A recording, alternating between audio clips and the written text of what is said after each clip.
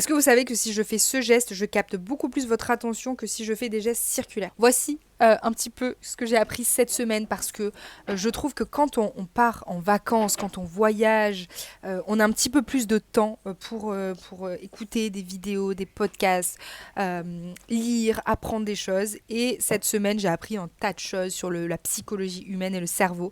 Et je voulais vous les partager dans cette petite série de vidéos. Bon, le mouvement des mains, c'est quelque chose que j'ai vu dans une vidéo de Fabien Olicard qui explique en fait 50 techniques de mentaliste. Il explique donc voilà, si vous voulez captiver l'attention avec vos mains, justement dans une vidéo, faites des traits où le cerveau en fait, des traits droits, comme ça le cerveau peut suivre beaucoup plus facilement. Donc ça peut vous servir notamment quand vous faites des vidéos sur Instagram, sur YouTube. Ne faites pas des gestes comme ça, faites beaucoup plus des gestes où les gens en fait, où le cerveau peut voir ce que vous faites. Je pense que là, vous êtes beaucoup plus captivé que si je fais tout ça. Deuxième chose, est-ce que vous connaissez le pied dans la porte? Quand vous voulez essayer de négocier avec quelqu'un. Donc, je vous donne un exemple, ça vient encore de Fabien Olicard. En fait, il explique, par exemple, si je vous dis qu'est-ce que tu fais ce week-end? Non, pardon. Si je vous dis est-ce que tu es libre ce week-end? Tu vas me dire oui, je suis libre ce week-end. Ok, trop bien. Est-ce que tu pourrais m'aider justement à déplacer ma valise pour mon déménagement? Je pense que vous comprenez, la personne, elle est un peu obligée de dire oui. Et au final, vous vous en sortez de la sorte que la personne va venir et va faire tout votre déménagement. Est-ce que vous voyez un petit peu ce que je veux dire? En fait, le cerveau n'aime pas qu'on le détache de son idée principale, donc s'il a dit un premier oui, un deuxième oui, il va dire un troisième oui. Et en fait, la personne aura beaucoup plus de mal à vous dire non après. Donc, n'hésitez pas à commencer par une petite question, il ne faut pas que ce soit trop brusque. Parce que si là, je vous avais dit, ouais, est-ce que tu peux venir m'aider à déménager ce week-end? Peut-être vous m'aurez dit, ah non, finalement, je ne suis pas disponible. Là, j'ai commencé en mode, ah, est-ce que tu es disponible ce week-end? Est-ce que tu pourrais m'aider à déménager ma valise? Ah, et au final, la personne, elle va vous dire oui, oui, oui, et elle va venir faire tout votre déménagement. C'était le pied dans la porte. Troisièmement, si vous voulez apprendre si une personne vous ment ou pas, faites des silences.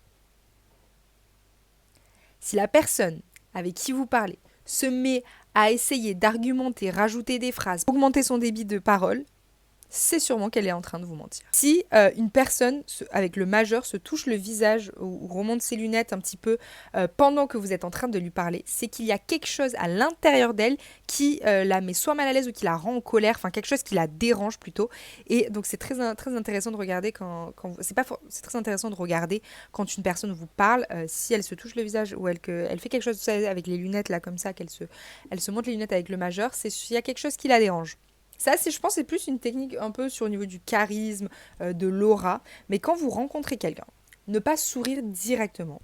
Vous la regardez et ensuite vous lui souriez. L'idée, c'est quand vous rencontrez quelqu'un, c'est de ne pas sourire directement, mais c'est de sourire juste après. En fait, ça va marquer une espèce de présence d'aura dès le départ et qui va ensuite se détendre quand vous allez sourire. Et là, ça va dire, ok, la personne, elle impose.